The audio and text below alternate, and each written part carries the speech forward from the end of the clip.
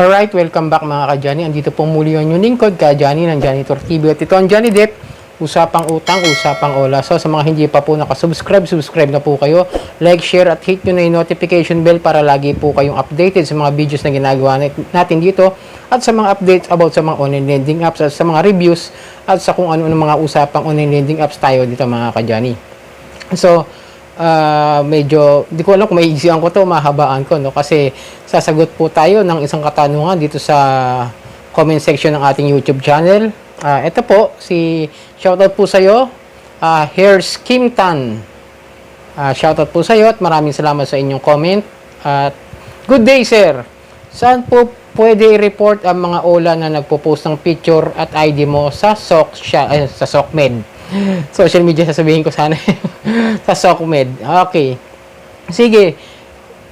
Linawin natin kung saan kayo dapat talaga nagpapile ng complaint dito sa mga online lending, sa kung ano yung mga ginawa nila sa inyo, kung ano yung mga harassment, kung nilabag ba ang data privacy, at kung ano yung mga matataas na interest.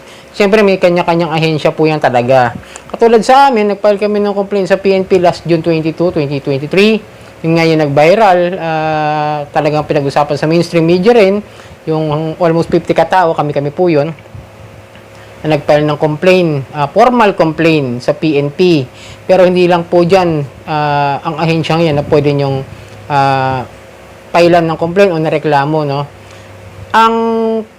Ano po sa matataas na interest, ang pinapasahan po ng pagpapile ng complaint dyan ay ang SEC. Pakita ko po sa inyo. Ayan. Kung kayo magpapile ng complaint tungkol sa mataas na interest na ginagawa ng mga online lending, ay ito po ang search niyo, ang Securities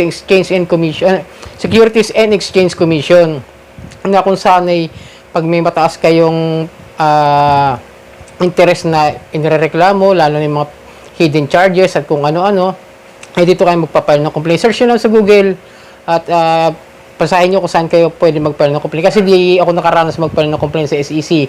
Yung mga kasama natin, yung mga kagrupo, yung nag-file ng complaint noong June 25, yung sumunod na yon ng mass filing sa SEC, ay sila po yung mga nag-file ng formal complaint sa SEC. Pero sa ngayon po, alam ko wala na pong walk-in complaint sa SEC. Tanging mga email na lamang po ang kanilang tinatanggap.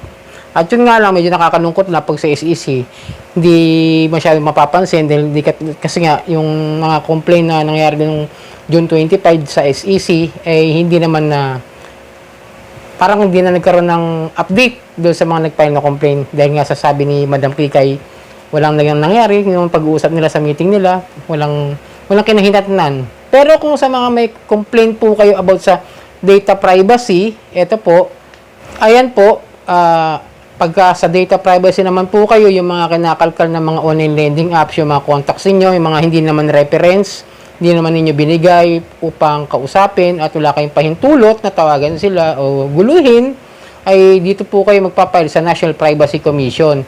At search nyo lang din po sa Google, ayan, makikita nyo naman po merong file complaint sa baba.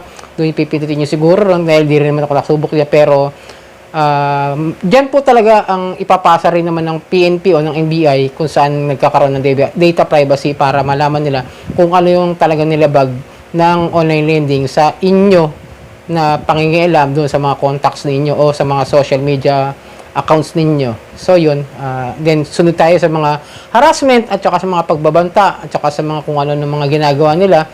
Dito nga sa NBI naman. So ayan, tingnan nyo, i-search nyo lang din NBI Cybercrime Division. Ayan, so how do I report cybercrime to NBI? Ito, nakalagay na, for malicious messages, lodge reports to the NBI anti-fraud or email at AFAD yun. You may also send a message through the NBI's website at nbi.gov.ph or their official Facebook account. Doon na lamang po kayo mag-file ng complaint sa email nila or tumawag kayo.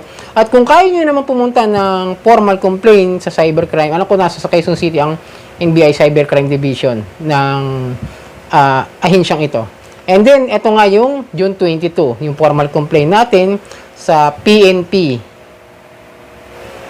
So, ayan. Yan yung Philippine National Police, Directory Anti-Cybercrime Group, Philippine National Police. At ang office niyan ay sa Anti-Cybercrime Group, Building Colonel Lagman Street, Bagong Lipunan, Camp Crame, Quezon City. Madali lang po yung hanapin, baba lang po kayo ng Santolan Station at yun na po mismo yung harap niya yung Camp Crame at dyan po ang pinuntahan namin noong nag-mass filing po kami. At dyan po, mas maganda po mag-file po kayo ng formal complaint para maisalaysay ninyo yung mga nangyari sa inyo about sa harassment, sa mga ginagawa sa inyo ng mga online lending apps, sa kanilang mga pang-abuso at unfair debt collection practices ng mga kadyani. So yun, ito muna tayo yung mga ahensyang dapat ninyong pailan ng dapat ninyo puntahan kung sakali meron kayong mga reklamo at ito yung mga tamang ahensya na dapat kung saan kayo magre-report. Kasi kung nasa mga probinsya kayo, meron man silang tinatawag ng mga regional divisions o mga regional centers, mga ganon, mga regional cyber crime group division, mga ganon, no? So yun, medyo sana maliwanagan kayo ron sa mga sa mga ahensya na kung saan kayo dapat mag-file ng formal complaint sa mga ginagawa sa inyong paglabag at sa mga panghara sa inyo ng online lending app. So yung mga kadyani, ito ang inyong lingkod, Kadyani ng Janitor TV, at ito ang Johnny Depp, usapang utang, usapang ola.